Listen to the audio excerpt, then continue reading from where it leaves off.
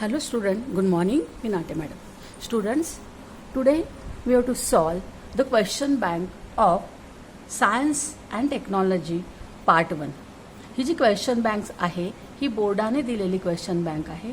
ह्या वर्षीच्या बोर्डाच्या एक्झाममध्ये यातले क्वेश्चन्स येणार आहे. इथे लिहिलेलं आहे फक्त विद्यार्थ्यांना प्रश्न प्रकारांचा सराव करून देण्यासाठीच.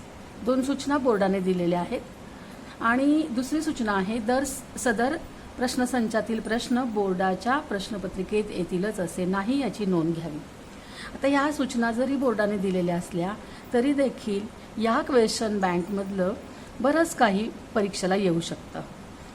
म्हणून आपण ही क्वेश्चन बँक जर ह्या क्वेश्चन बँकमधले सगळे क्वेश्चन्स जर अभ्यासले तर आपल्याला निश्चितच 80% तरी फायदा होऊ शकतो. म्हणून स्टुडंट आपण या क्वेश्चन बँकचे 1 by 1 व्हिडिओज बनवणार आहोत आणि तुम्ही एक एक व्हिडिओचा अभ्यास करायचा आहे. आता ही क्वेश्चन बँक सॉल्व करताना मराठी मीडियमसाठी सुद्धा सॉल्व करणार आहे, त्याचबरोबर इंग्लिश मीडियमसाठी सुद्धा आपण ही क्वेश्चन बँक सॉल्व करणार आहोत. त्यामुळे ह्या क्वेश्चन बँकचा उपयोग दोन्ही विद्यार्थ्यांना होईल. दोन्ही मराठी आणि इंग्लिश दोन्ही मीडियमच्या विद्यार्थ्यांनी ही क्वेश्चन बँक अभ्यासायला घेतली तरी हरकत नाही. Okay, then start.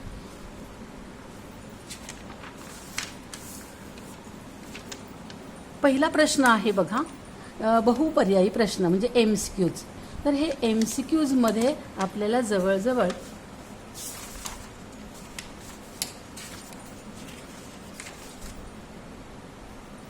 131 क्वेश्चन दिलेले आहेत. 131 क्वेश्चनचे आपण सॉल्विंगला सुरुवात करूया. आता आपण मराठी आणि इंग्लिश दोघांसाठी पण आपण बघूयात. तर पहिला प्रश्न आहे, एखाद्या वस्तूच्या वेगाच्या परिमाणात किंवा गतीच्या दिशेत बदल घडवून आणण्यासाठी त्यावर टिंबटिंब प्रयुक्त होणे आवश्यक असते. It is necessary dash dash is necessary to change the speed as well as the direction of motion of an object. म्हणजे एखाद्या ऑब्जेक्टचं डायरेक्शन दिशा बदलवण्यासाठी आणि त्याची गती बदलवण्यासाठी त्या ऑब्जेक्टला काय देणं गरजेचं असतं. तर इथे पर्याय दिलेले आहेत, force, inertia, momentum and motion. बल, जडत्व, संवेग आणि गती. तर तुम्हाला सगळ्यांनाच माहिती आहे की कोणत्याही वस्तूला जर आपल्याला हलवायचं असेल, त्याच्या गतीमध्ये बदल घडवायचा असेल किंवा त्याच्या दिशेत बदल घडवायचा असेल, त्या स्पीड बदलवायचा असेल तर त्याला फोर्स देणं गरजेचं आहे. तर याचा आन्सर काय आहे, फोर्स. याचं आन्सर आहे फोर्स. म्हणजे बलाशिवाय त्या वस्तूची गती बदलणार नाही, माहिती आहे तुम्हाला. तर त्याचा आन्सर काय आहे, फोर्स आहे. Okay, now the second question. ताऱ्याभोवती परिभ्रमण करणाऱ्या ग्रहाची कक्षा टिंबटिंब असते. Orbit of a planet revolving around the sun star is dash dash. म्हणजे एखादा जर स्टार असेल तर त्या स्टारच्या भोवती जर प्लॅनेट फिरत असेल किंवा सन भोवती जर फिरत असेल तर त्या सन किंवा तारा म्हणजे सन किंवा स्टार याच्या भोवती एखादा ऑर्बिट एखादा ग्रह फिरत असेल तर तो ग्रह कोणत्या ऑर्बिटमध्ये फिरतो. तर समजा हा सन आहे आणि ह्या सनच्या भोवती जे ग्रह फिरतायत तुम्हाला सगळ्यांना माहिती आहेत. हे ग्रह कसे फिरतायत, हे कसे रिव्हॉल्व होत आहेत, तर हे लंबवर्तुळाकार दिशेने. हे आपण सूर्यमाला सोलर सिस्टीममध्ये आपण हे जॉग्रफीमध्ये पण शिकलेलो आहोत. तर हे लंबवर्तुळाकार म्हणजे काय, इलिप्टिकल. तर याचा आन्सर काय आहे, इलिप्टिकल हे आन्सर आहे त्याचं.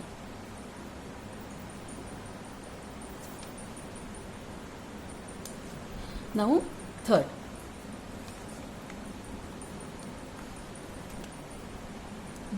सूर्याची परिक्रमा करणाऱ्या ग्रहाचा कालाचा वर्ग हा ग्रहाच्या सूर्यापासूनच्या सरासरी अंतराच्या टिंबटिंबच्या समानुपाती असतो.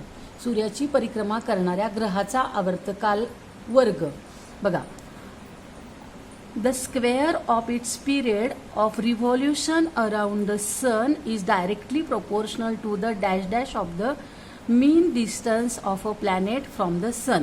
म्हणजे सूर्याभोवती जो ग्रह फिरत असतो तर त्या ग्रहाचा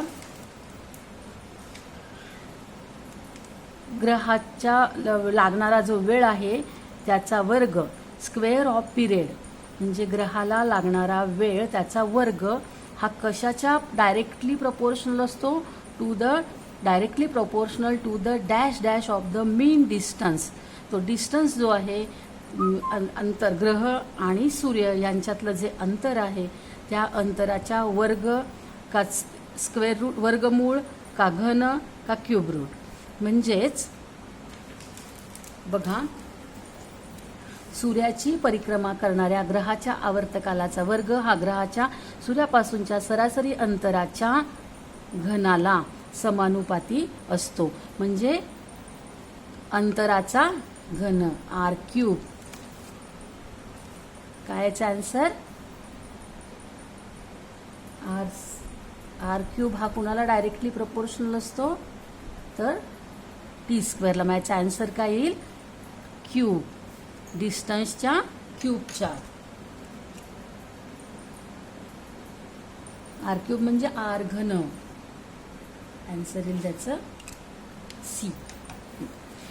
फोर्थ बघा, gravitational force of attraction between two object is directly proportional to the product of the masses of the two object and is dash dash of the distance between them.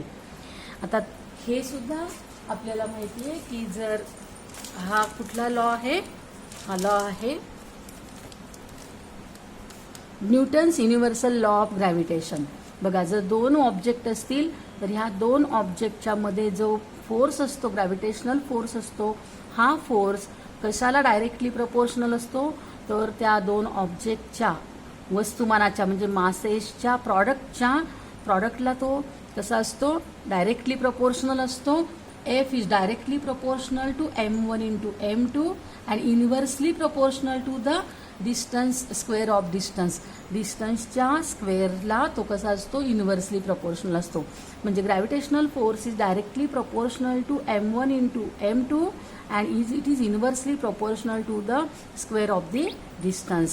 म्हणजे हे तुम्हाला इथं विचारलेलं आहे की दोन वस्तूंमधील गुरुत्वीय बल हे वस्तूच्या वस्तुमानाच्या गुणाकाराशी कसं असतं? समानुपाती म्हणजे directly proportional.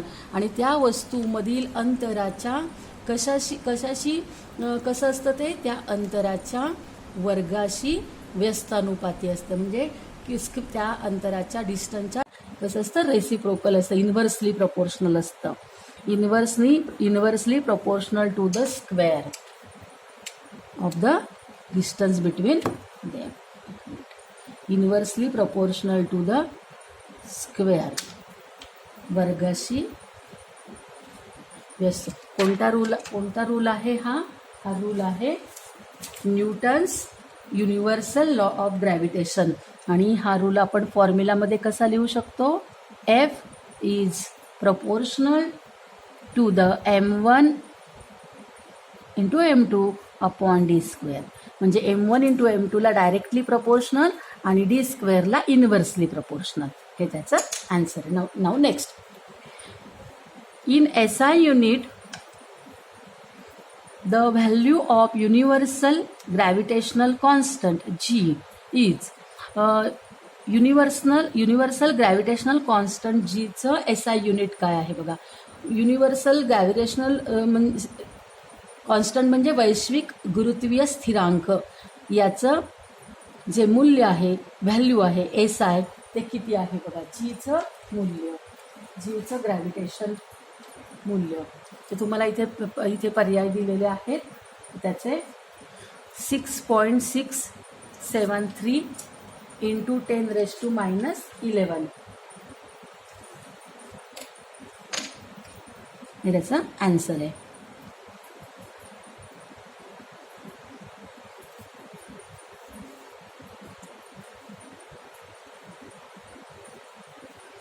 SI unit of the gravitational.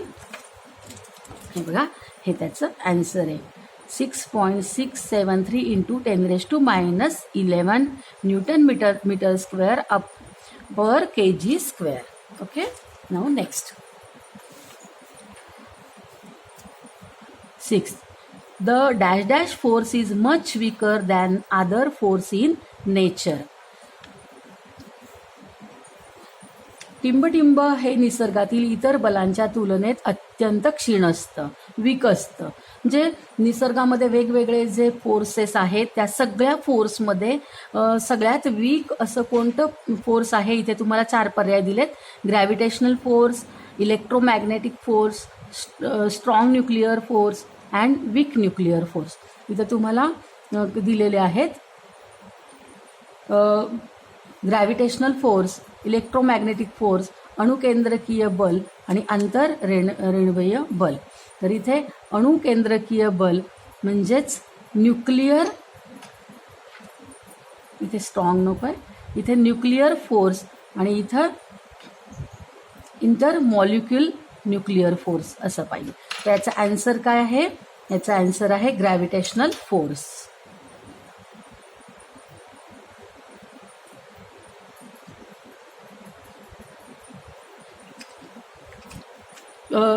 बघा, म्हणजे हे नेचरमध्ये ग्रॅव्हिटेशनल फोर्स असतं, जे 2 वस्तू एकमेकांना अट्रॅक्ट करत असतात. आता आपण इथे वरती जे बघितलं की 2 वस्तू एकमेकांना, निसर्गामध्ये कुठेही 2 वस्तू जर असतील तर ह्या 2 वस्तू एकमेकांना ग्रॅव्हिटेशनल फोर्सने अट्रॅक्ट करत असतात.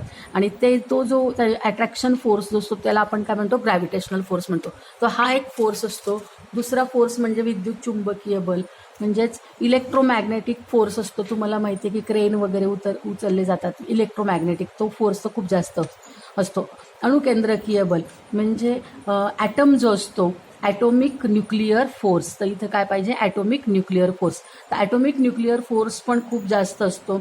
आणि आंतररेणवीय बल म्हणजे 2 मॉलिक्युल एकमेकांना अट्रॅक्ट करत असतात, तर तो इंटरमॉलिक्युलर फोर्स असतो, तो पण खूप जास्त असतो.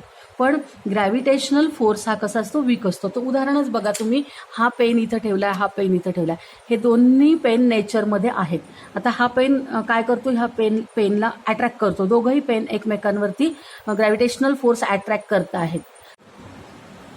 तर ह्या 2 पेनांमध्ये ग्रॅव्हिटेशनल फोर्स आहे, तरी पण तो वीक असल्यामुळे ते एकमेकांच्या जवळ खेचले गेलेले नाही आहेत. आणि म्हणून याचा आन्सर काय आहे? The gravitational force is much weaker than the other forces. हे ग्रॅव्हिटेशनल फोर्स कसा आहे? वीक आहे.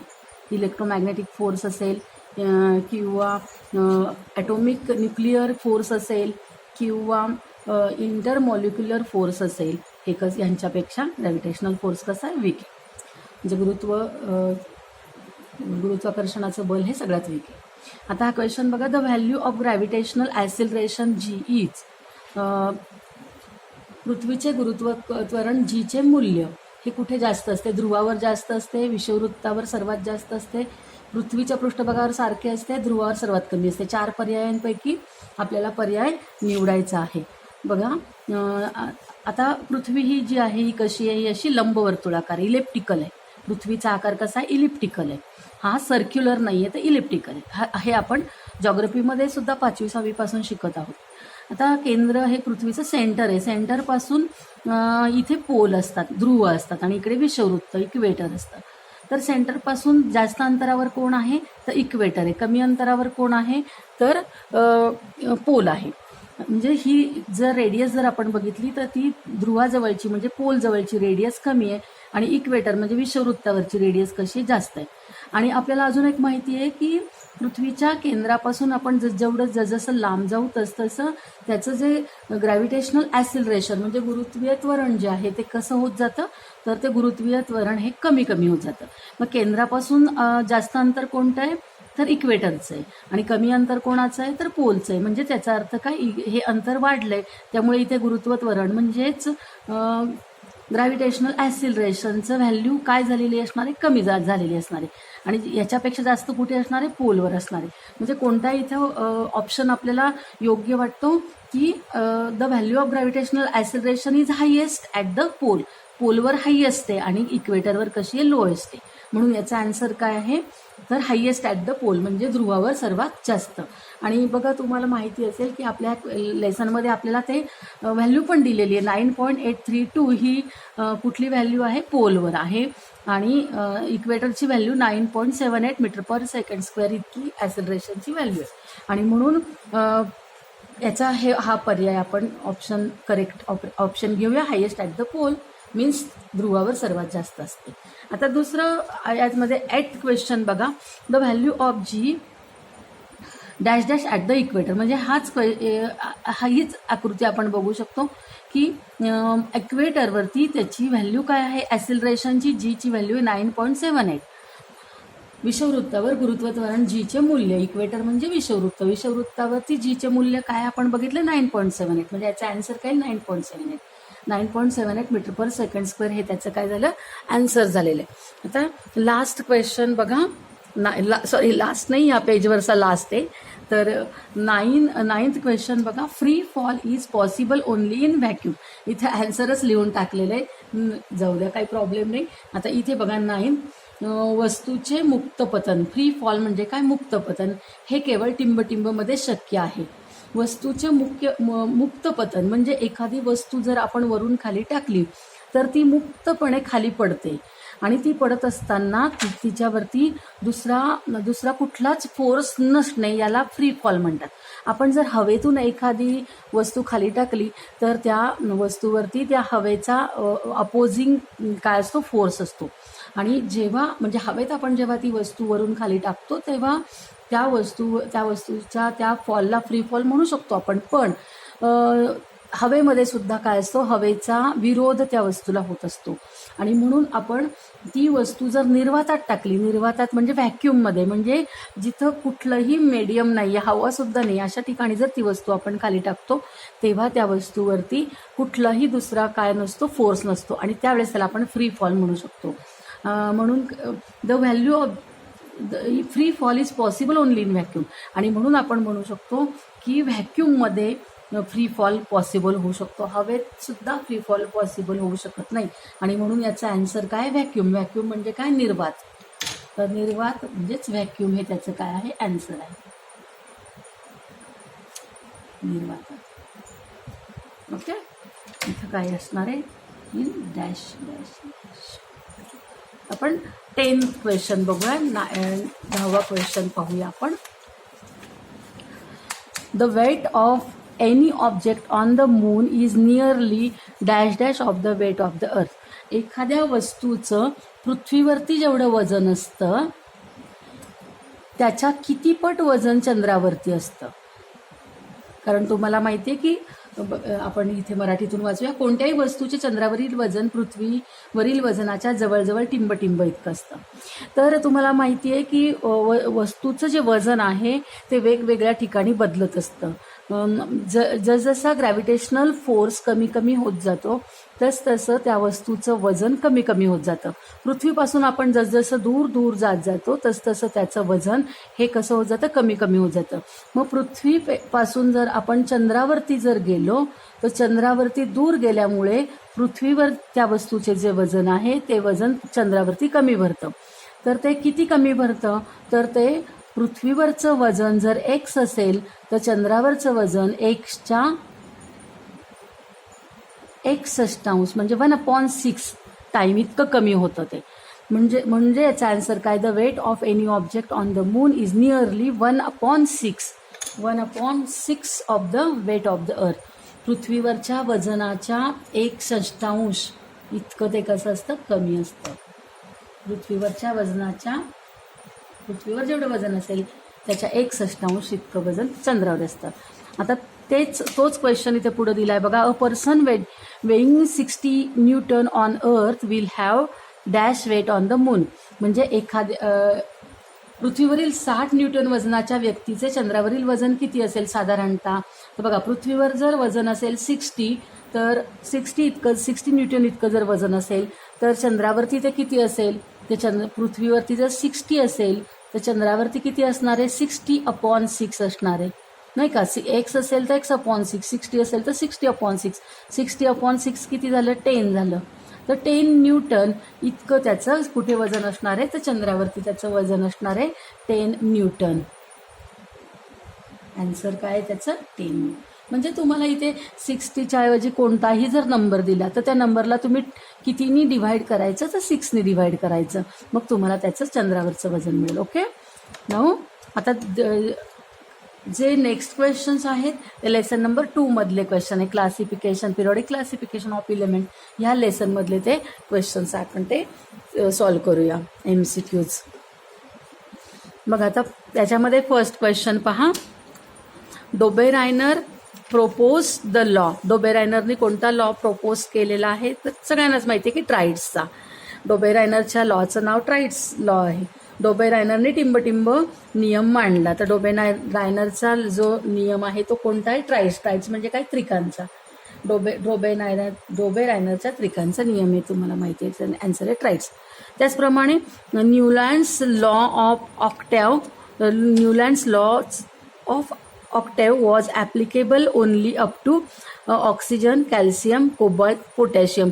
न्यूलँड्सने जेव्हा लॉ हा प्रपोज केला त्यावेळेस त्याचा लॉ कुठपर्यंत हा उपयोगी होता? तर तो ऑक्सिजन, कॅल्शियम, कोबाल्ट, पोटॅशियम याच्यापैकी कुठपर्यंत? तर बघा, न्यूलँड्सने जेव्हा लॉ सांगितला त्यावेळेस हे अशा पद्धतीने त्यांनी इन्क्रीजिंग ऑर्डरनी इलेमेंट्स मांडले होते, परंतु त्याचा जो लॉ आहे तो फक्त कॅल्शियमपर्यंत ॲक्टिव्ह होत होता आणि कॅल्शियमच्या नंतर इथून तो लॉ अप्लाय होत नव्हता, उपयोगी पडत नव्हता आणि म्हणून त्याचा कॅल्शियमपर्यंत इथपर्यंतच त्याचा लॉ युजफुल होता. Newlands law octave was applicable only up to, तो फक्त कॅल्शियमपर्यंत ॲप्लिकेबल होता. बघा, याचा आन्सर आहे कॅल्शियम. न्यूलँड्सचा लॉ हा फक्त कॅल्शियमपर्यंतच लागू होत होता. ओके, आता नेक्स्ट बघा. नेक्स्ट क्वेश्चन काय आहे? Element X and Y have similar properties and follow Newlands law of octave. There are minimum and maximum dash dash elements between them. Newlands सारखे गुणधर्म असलेल्या एक्स व वाय ही मूलद्रव्य न्यूलँड्सचा अष्टक नियम पाळतात. या मूलद्रव्यादरम्यान कमीत कमी व जास्तीत जास्त किती मूलद्रव्य असू शकतात? तर आपण बघूयात, मोजूनच बघूया. हा न्यूलँड्सचा लॉ आहे. तर समजा हा एक्स आणि हा वाय आहे, तर हे दोघांचे प्रॉपर्टीज कशा आहेत? सेम आहेत. तर आणि ह्या दोघांच्या सेम आहेत, ह्या दोघांच्या सेम आहेत, ह्या दोघांच्या सेम आहेत. तर या प्रत्येकांच्या मध्ये किती असू शकतात? समजा आता हा एक्स, हा वाय आहे, समजा हा अजून एक आहे, तर यांच्यामध्ये किती असू शकतील? 1, 2, 3, 4, 5, 6. म्हणजे एक्स आणि वाय मध्ये 6 इलेमेंट्स असू शकतात. किंवा समजा हा आणि जसे ह्या दोघांचे प्रॉपर्टीज सेम आहे तसे ह्या दोघांचे पण सेम आहे. समजा हा वाय असेल, याचे सेम आहेत, यांचे सेम आहेत. म्हणजे हा जर एक्स असेल आणि हा वाय असेल तर त्यांच्यामध्ये किती इलेमेंट्स असतील? 6. समजा हा एक्स असेल, हा वाय असेल, ह्यांच्यामध्ये किती इलेमेंट्स येतील? बघा, 1, 2, 3, 4, 5, 6, 7, 8, 9, 10, 11, 12, 13. म्हणजे किती इलेमेंट्स त्यांच्यामध्ये येऊ शकतात? 6 किंवा 13. म्हणजे याचा आन्सर काय असणार आहे? 6 and 13. म्हणजे न्यूलँड्सचा लॉ जर आपण अप्लाय करायचा ठरवला आणि 2 इलेमेंट्सचे जर सारख्या प्रॉपर्टीज असतील तर त्या 2 इलेमेंट्सच्या मध्ये किती इलेमेंट्स असू शकतात? एकतर 6 असू शकतात किंवा 13 असू शकतात. म्हणजे याचा आन्सर काय आहे? 6 or 13. Okay, now see the next 15 question बघा. When Mendeleev's put forth the periodic table dash element were known. जेव्हा मेंडेलिव्सनी त्याचा पिरियडिक टेबल मांडला, त्याची मांडणी केली, सांगितला तो टेबल, तेव्हा किती इलेमेंट्स माहिती होते? तर मेंडेलिव्सनी जेव्हा मेंडेलिव्सच्या वेळी टिंबटिंब मूलद्रव्य ज्ञात होती. म्हणजे मेंडेलिव्हने जेव्हा पिरियडिक टेबल सांगितला तेव्हा किती मूलद्रव्य माहिती होती? तर त्याचा आन्सर आहे 63. आता आपल्या ह्या लेसनमध्ये प्रत्येकाचं सांगितलेलं आहे की किती इलेमेंट्स माहिती होती. जेव्हा मेंडेलिव्हनी शोध लावला तेव्हा 63 इलेमेंट्स माहिती होती. जर मेंडेलिव्हच्या ऐवजी तुम्हाला डोबेरायनर शब्द आला, डोबेरायनरबद्दल जर समजा विचारलं तुम्हाला, तर त्यावेळेस डोबेरायनरच्या वेळेस 30 इलेमेंट्स माहिती होती. न्यूलँड्स जर विचारलं न्यूलँड्सबद्दल, न्यूलँड्सच्या वेळेस 56 इलेमेंट्स माहिती होती. आणि जर मेंडेलिव्ज असेल तर मेंडेलिव्हच्या वेळेस किती इलेमेंट्स माहिती आहेत आपल्याला, तर 63. म्हणजे बघा इथे मेंडेलिव्हच्या ऐवजी तुम्हाला डोबेरायनर, न्यूलँड्स विचारू शकतात. Okay, now let us see the next. इका silicon in Mendeleev's periodic table later on name as. मेंडेलिव्हच्या आवर्त सारणीमध्ये इका सिलिकॉनला नंतर टिंबटिंब हे नाव देण्यात आले. स्कँडियम, गॅलियम, जर्मेनियम, थोरियम. आता बघा इका सिलिकॉन हेही तुम्हाला माहिती पाहिजे की मेंडेलिव्हनी 3 जागा रिकाम्या ठेवल्या होत्या. तर 3 जागा कोणत्या होत्या, तर इका बोरॉन, नंतर इका ॲल्युमिनियम आणि नंतर इका सिलिकॉन. हे ह्याचा अभ्यास तुम्ही केलेला असणार आहे की मेंडेलिव्हचं मेरिट शिकताना आपण मेंडेलिव्हचे मेरिट शिकताना आपण याचा अभ्यास करतो बघा. तर इका बोरॉन, इका ॲल्युमिनियम, इका सिलिकॉन ह्या तिघांच्या जागा त्यांनी रिकाम्या सोडल्या होत्या आणि नंतर जागा रिकाम्या सोडून हे इलेमेंट्स माहिती नव्हते, सापडलेले नव्हते, त्यांच्या जागा रिक्त ठेवल्या होत्या आणि नंतर ह्या इलेमेंट्सच्या प्रॉपर्टीजसुद्धा सांगून ठेवल्या होत्या की असे असे इलेमेंट्स आहेत आणि त्यांच्या अशा अशा प्रॉपर्टीज असणार आहेत. आणि जेव्हा नंतर हे इलेमेंट्स खरोखरच सापडले तेव्हा त्या इलेमेंट्सला काय नाव देण्यात आलं, तर इका बोरॉनला स्कँडियम नाव देण्यात आलं, इका ॲल्युमिनियमला गॅलियम नाव देण्यात आलं. बघा इका बोरॉनला काय नाव देण्यात आलं, स्कँडियम. इका ॲल्युमिनियमला काय नाव देण्यात आलं तेव्हा, तर गॅलियम हे नाव देण्यात आलं, गॅलियम. आणि इका सिलिकॉनला जर्मेनियम हे नाव देण्यात आलं,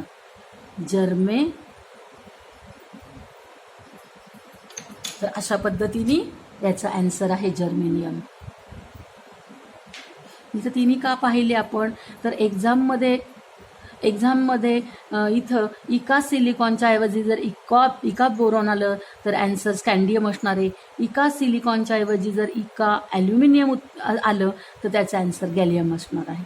आणि म्हणून लक्षात ठेवा की हा प्रश्न 3 वेगवेगळ्या मध्ये क्वेश्चनच्या मार्फत विचारला जाईल. याचा कितवा प्रश्न आहे हा, 16 ना. त्याचा आन्सर काय आहे, जर्मेनियम. तर इका सिलिकॉनचा आन्सर जर्मेनियम. इका सिलिकॉनच्या ऐवजी इका बोरॉन आलं तर स्कँडियम असेल, इका ॲल्युमिनियम आलं तर गॅलियम हे आन्सर असणार. Okay, now let us see the next. Number of group and period in modern periodic table is. आता तुम्हाला सगळ्यांना माहिती आहे की मॉडर्न पिरियडिक टेबलमध्ये ग्रुप याचे पिरियड्स जे आहे, आधी इथे ग्रुप विचारलं आहे, मग ग्रुप किती आहेत, तर 18 ग्रुप आहे, 1 to 18 असे किती ग्रुप आहेत, 18. आणि त्याच्यामध्ये पिरियड्स म्हणजे आडव्या ओळी त्या किती आहेत, 1 to 7 आहेत, 1 to 7 अशा पद्धतीने ग्रुप आहेत 18 आणि पिरियड्स आहेत 7. हे मॉडर्न पिरियडिक टेबलमध्ये 18 आणि 7 असं. हे बघा हा आहे मॉडर्न पिरियडिक टेबल. याच्यामध्ये 18 काय आहेत, त्याच्या 18 ग्रुप्स आहेत, 1 2 3 4 एक्सेट्रा 18 पर्यंत. आणि पिरियड्स किती आहेत, 1 2 3 असे किती पिरियड्स आहेत, 7 पिरियड्स आहेत. तर 18 आणि 7 ह्याचा आन्सर आहे. ग्रुप आधी शब्द असल्यामुळे इथे ग्रुप आधी शब्द आहे आणि पिरियड नंतर शब्द आहे आणि म्हणून इथे आपण 18 आणि 7 लिहायचं आहे. Okay,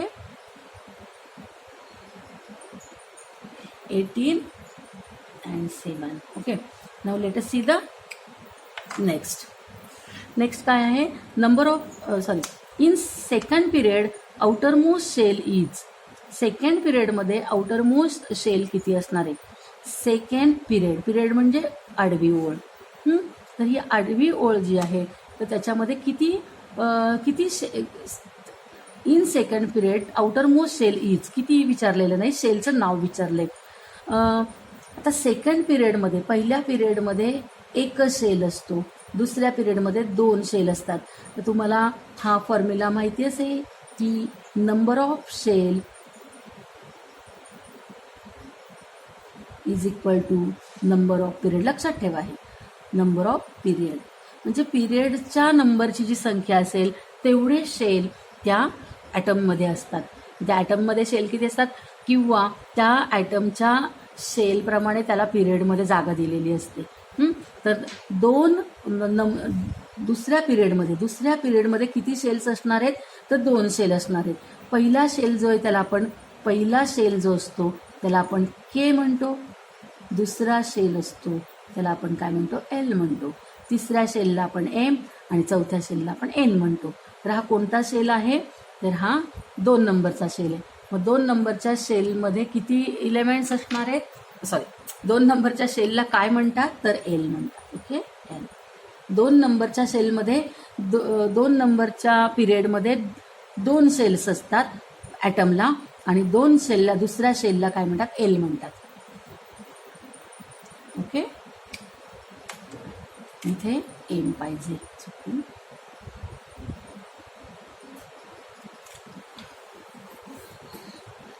Now let us see the next group 1 and 2 from dash dash block. तुम्हाला माहिती आहे मॉडर्न पिरियडिक टेबलमध्ये 4 ब्लॉकमध्ये डिव्हिजन केलेलं आहे.